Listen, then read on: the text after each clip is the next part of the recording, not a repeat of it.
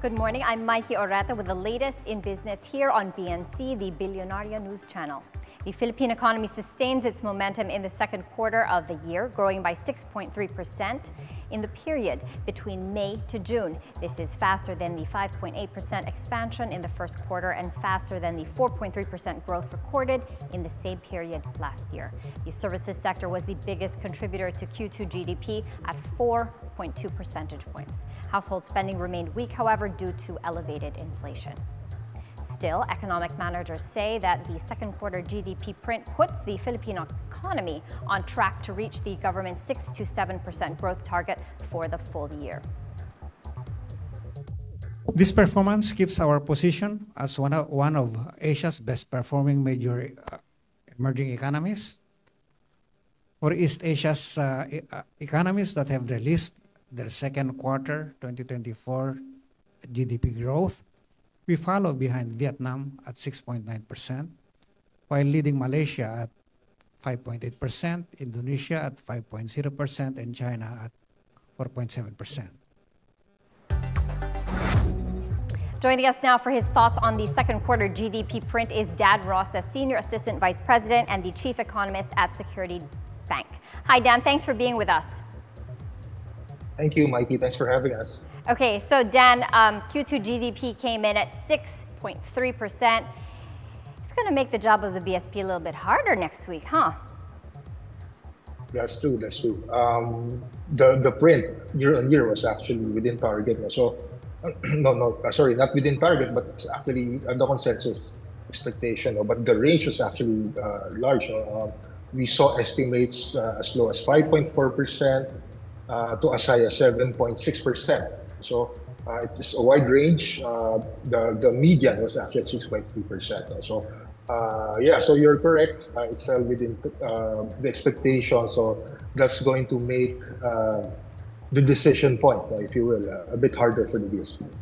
The wide range, that tells us something already. It tells us how difficult it is to anticipate GDP growth in light of everything that's happening locally and externally. Can you walk us through, give us an overview of what this 6.3 rate tells us?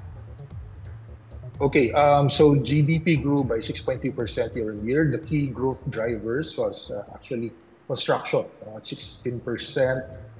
You have wholesale and retail trade at 5.8%, and then financial and insurance activities at 8.2%. By sector, and that actually goes over from the construction data, industry was the biggest performer at 7.7% growth. Services, which include the BPO sector, that's 6.8% growth. And then you have agriculture sector, which declined by 2.3%, so negative 2.3%. Demand side highlights include household consumption, 4.6% growth, which is the top contributor. And then you have government expenditure at 10.7% growth, capital formation at 11.5% growth.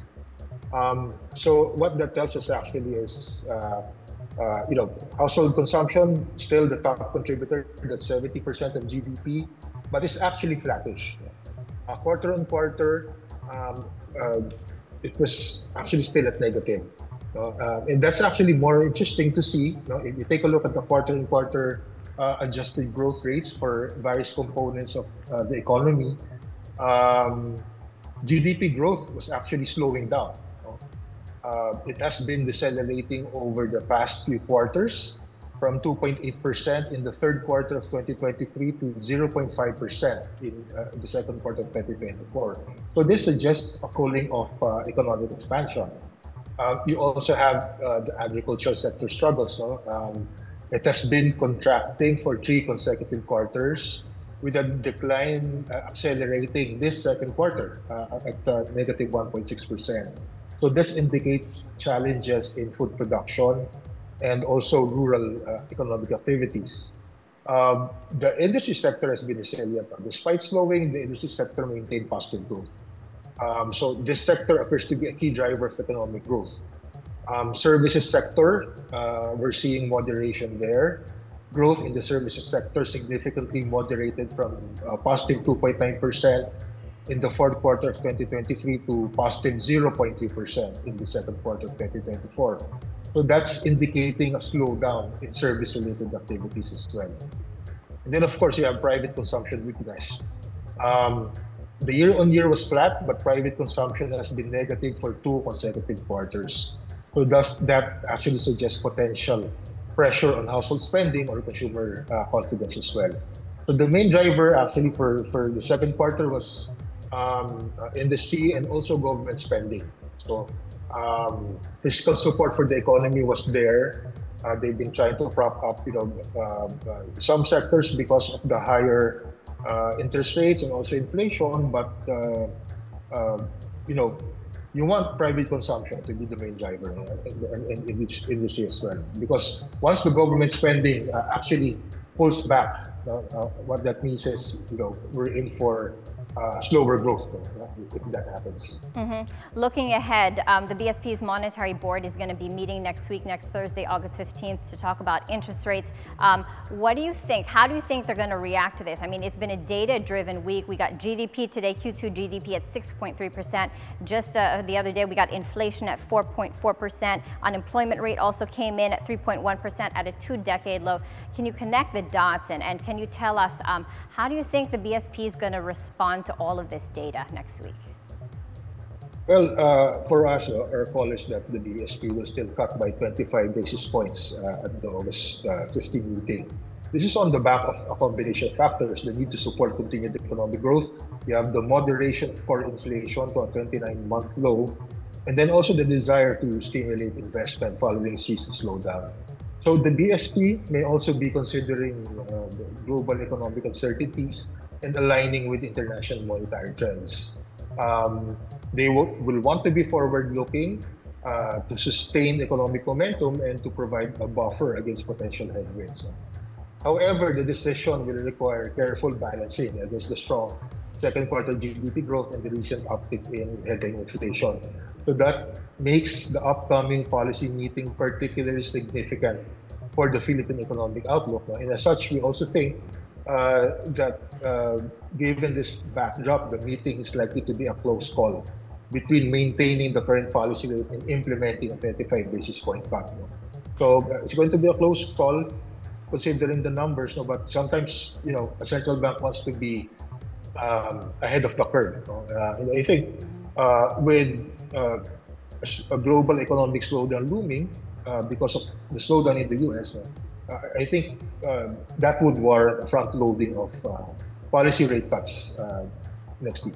Yeah, speaking of the policy rate cuts next week, let's talk about the extent, the timing, and the duration. For the balance of 2024, how many cuts are you projecting? We're actually looking at 50 basis points in total. So that's a 225 basis point cut.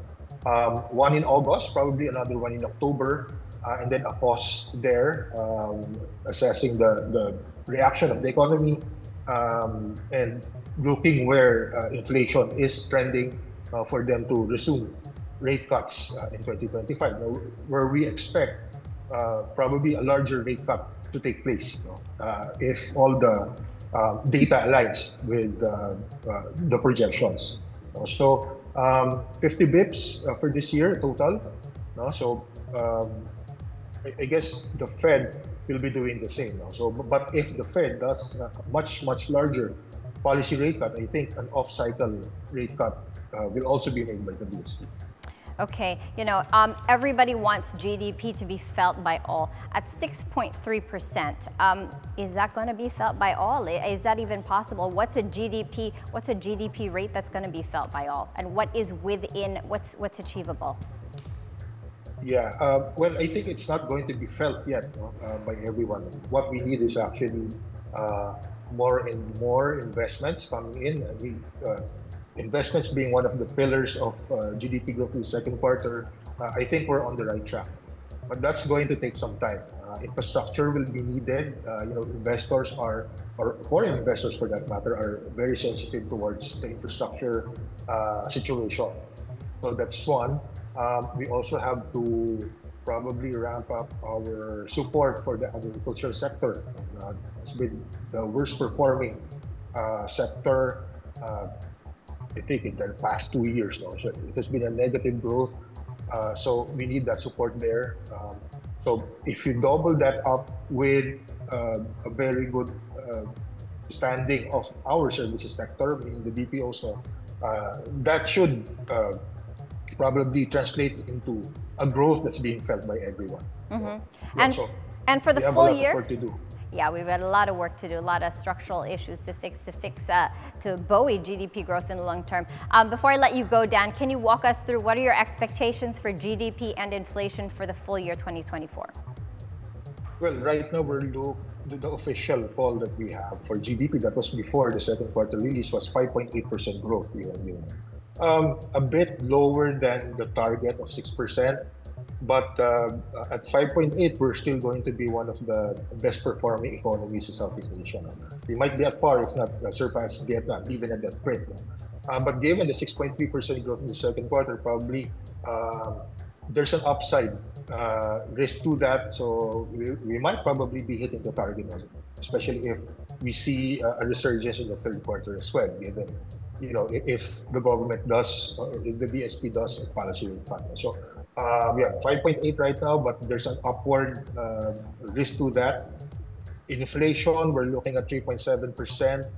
I think the July inflation was just a temporary uptick. Favorable base effects will support lower food price growth in the months ahead. So we might be within target for this year for the first time in 2 to 3 years. So 3.7% on average. Okay, looking forward to that. Thank you so much, Dan, the Chief Economist of Security Bank, for his thoughts on GDP.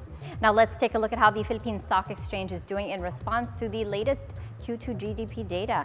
Right now, share prices at the Philippine Stock Exchange, PSCI, up by 0.5% to 65.66. The broader all shares index up by 0.4% to 35.77. Financial sub-index up as well, up 0.3%. Holding firms up, that sector is up by 0.7%. Industrial sector is up by 0.7%, and the holding firm is up by 0.8%, with the services sector leading the gains up by 1%. The mining and oil sector and the property sectors are in the red, however, down by 0.3% and down by 0.7% respectively. Taking a look at the foreign exchange market, as of today, August 8th, the peso opened at 57 pesos and 68 centavos, slightly stronger from yesterday's close of 57 pesos and 70 centavos. Right now, it's trading between a range of 57 pesos and 56 centavos and 57 pesos and 68 centavos. And those were the latest business stories this hour. I'm Maiki Oreta. Keep it here on BNC, the Bilyonaryo News Channel, always on top.